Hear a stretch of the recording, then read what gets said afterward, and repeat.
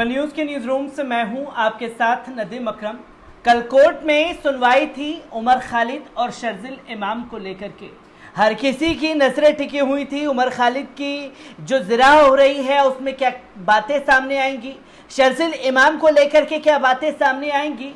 पर गोदी मीडिया कल जब से उमर खालिद की खबर सामने आई है तब से पूरी तरीके से नदारत हो रखा है, क्योंकि जब तस्वीरें दिखाई जा रही थी दिल्ली दंगे की तो इसी मीडिया ने मास्टरमाइंड तक घोषित कर दिया था और तमाम तस्वीरें दिखा करके मुसलमानों को कोसने का काम किया गया था। अब इस पर ज्यादा बात करने की जरूरत नहीं है क्योंकि इनका चेहरा सबके सामने एक्सपोज हो चुका है। कैसे मीडिया सूत्रधार बनता है और मीडिया के सूत्रधार बनने के बाद पुलिस प्रशासन एक्शन लेता है, और पुलिस प्रशासन जब एक्शन लेता है तो गिरफ्तार करते ही यूएपीए एनएसए लगा दिया जाता है ताकि साल 2 साल जेल की सलाखों के पीछे सड़ाने के लिए इनकी जिंदगियों को बर्बाद किया जा सके।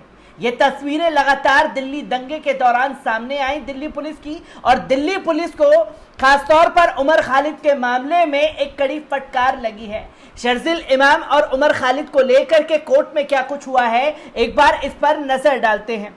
आपको बता दें कि जेएनयू के पूर्व छात्र उमर खालिद और शर्जिल इमाम को लेकर सुनवाई हुई।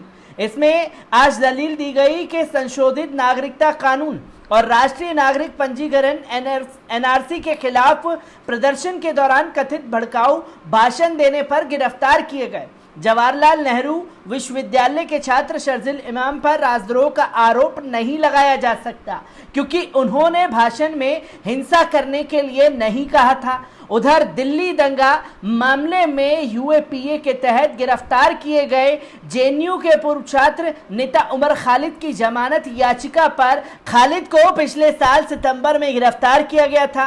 वास्तव में खालिद की जमानत याचिका पर सुनवाई 20 अगस्त को होनी थी, लेकिन जल्दी सुनवाई करने के लिए टाल दी गई थी। एक याचिका के चलते इसकी तारीख 18 अगस्त कर दी गई थी। हालांकि 18 अगस्त को अतिरिक्त सेशन जज अमिताभ रावत ने मामले की सुनवाई 23 अगस्त तक के लिए टाल दी थी। तो ये तस्वीरें सामने आई जहां पर उमर खालिद को लेकर के भी कोर्ट में सुनवाई हुई, और सबसे ज्यादा जो कोर्ट में शर्जिल इमाम को लेकर के जजमेंट आया उससे शायद कुछ लोगों को झटका लगा होगा, क्योंकि शर्जिल इमाम के लिए जो प्रोपेगेंडा चलाया जा रहा था और पुलिस प्रशासन ने देशद्रोह का जो मुकदमा लगाया है उसमें कोर्ट ने ये माना और ये बातें कही कि भड़काऊ भाषण में कहीं उसने ऐसी बातें नहीं की जिसके चलते उसके ऊपर देशद्रोह का मुकदमा लगाया जा सके। अब बात करते हैं उमर खालिद के केस पर। तमाम लोगों ने मीडिया को फटकार लगाया है और मीडिया इस पूरे केस में कैसे सूत्रधार बना है एक एक कर आपके सामने रखूंगा, क्योंकि कई लोगों ने इसके ऊपर खुल करके अपनी राय रखना शुरू कर दिया है। भारत में पत्रकारिता के पतन का स्तर इतना है कि अब इसको लेकर कोई भी विशेषण छोटा पड़ जाता है। फिर भी सब आज सुप्रीम कोर्ट में उमर खालिद की सुनवाई के दौरान जो जिरा हुई वे सबको जानना चाहिए। अब ये बातें रिकॉर्ड में हैं, आधिकारिक हैं। अदालत में त्रिदीप पायस ने कहा कि उन्हें टीवी चैनल की साजिश ने फंसाया है। 2 वीडियो क्लिप का हवाला देकर पुलिस ने उमर को गिरफ्तार किया था। रिपब्लिक टीवी ने महाराष्ट्र में उनके दिए गए भाषण को देश विरोधी कहते हुए आरोप लगाया था कि उमर दंगा भड़का रहा है। रिपब्लिक टीवी से कहा गया कि आप पूरा फुटेज दीजिए। रिपब्लिक ने जवाब दिया कि उसके पास रॉ फुटेज ही नहीं है, ना उसका कोई रिपोर्टर घटनास्थल पर गया था। रिपब्लिक को फुटेज कहां से मिला? बीजेपी आईटी सेल के मुखिया अमित मालवीय के ट्वीट से। मतलब बीजेपी के झूठ वाले कारखाने के मुखिया ने एक छोटा सा वीडियो रिलीज किया, उसे बीजेपी के इशारे पर चलाने वाले एक चैनल ने ब्रॉडकास्ट किया। फिर बीजेपी केंद्र सरकार के अंदर काम करने वाली दिल्ली पुलिस ने मीडिया फुटेज का हवाला देकर उमर पर यूएपीए लगा दिया। अदालत में आज एक फ्रेज का इस्तेमाल किया गया, डेथ ऑफ जर्नलिज्म। यानी कि पत्रकारिता की हत्या। देश में हर कोई जानता है कि पत्रकारिता की हत्या कब की हो चुकी है, खासकर टीवी में। वहां ज़ॉम्बीज़ की फौज अब देश के भीतर नफरत भरने का काम कर रही है। हमें मालूम है कि उमर को देर सवेर छूटना ही है, बेल भी मिलेगी और बाइज्जत बरी भी होगा। इस आत्मविश्वास का कारण ये है कि मैं उमर को जानता हूं, मुझे उसकी हद पता है। ये भी जानता हूं कि वो अमरावती में उमर ने भाषण में क्या कहा था। सोचिए कि एक टीवी चैनल के आधार पर दिल्ली पुलिस गिरफ्तार करती है, पहले जेएनयू, फिर भीमा कोरेगांव और फिर दिल्ली दंगा।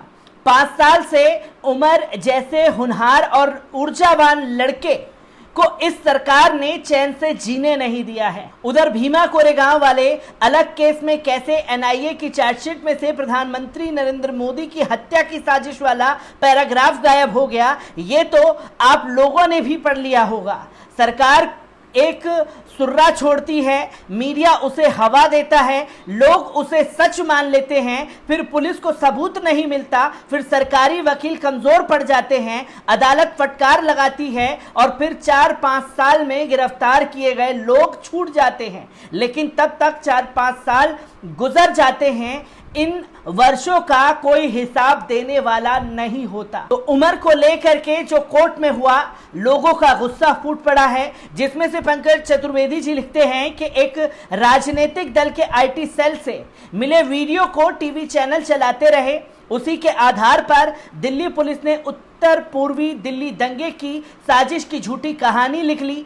आज उमर खालिद की जमानत अर्जी पर बहस के दौरान मीडिया और पुलिस का ये घटिया चेहरा उजागर हो गया। उमर खालिद की ओर से अमरावती महाराष्ट्र में दिए गए भाषण को रिपब्लिक वर्ल्ड के नाम चैनल ने यूट्यूब पर दिखाया। वकील त्रिदीप व्यास ने जिरह के दौरान भाषण के बाकी हिस्सों को क्यों छोड़ दिया गया, जब कोर्ट ने पूछा तो कहा कि इसे रिपब्लिक ने चलाया। और रिपब्लिक से जब सवाल किया गया तो साहब मैंने नहीं चलाया, न्यूज़ 18 ने चलाया।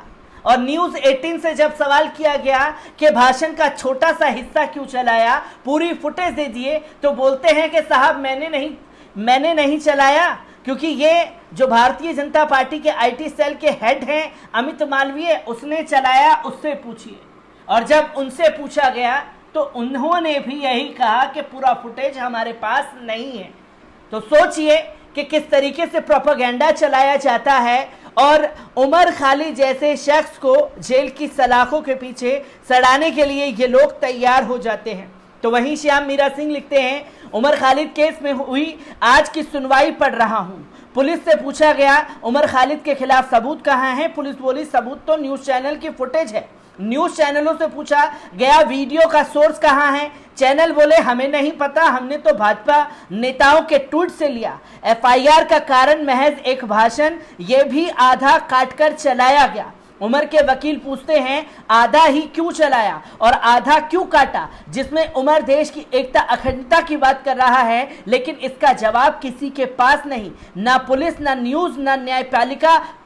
पर पता सबको है, पता सबको है कि उमर निर्दोष है, पता जज को भी है, पता पुलिस को भी है, पता सरकारी वकीलों को भी है, पता कोर्ट की सुनवाई पढ़ने वाले एक एक आदमी को है। उमर निर्दोष है, लेकिन सब चल रहा है चौराहे पर, ट्रैफिक लाइट पर बत्तियां लाल पीली होती हैं, स्कूटर की रफ्तार से दिल्ली आगे बढ़ जाती है।